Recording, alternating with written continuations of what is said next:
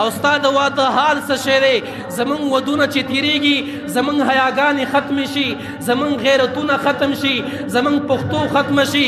دا زمونږ د جنجونو چې کوم ګاډي روان دي لږ دې ته نظر وکئ، لږ په دې باندې نظر واچوئ.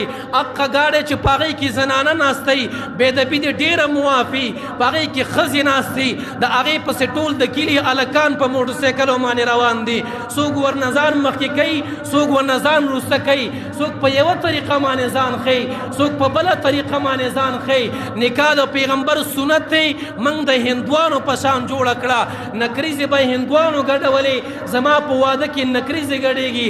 هلکان او جینکۍ به یو ځای ناستې وي، هلکان او جینکۍ به یو ځای ګډاګانې کوي. ولې د خپل اسلام غم د سره نشته دی؟ ولې د خپل قرآن غم د سره نشته دی؟ ولې د الله نه نه ویرېږئ؟ ولې د آخرت نه نه ویرېږئ؟ سبا دې دومره لوی قیامت له څنګه ورځي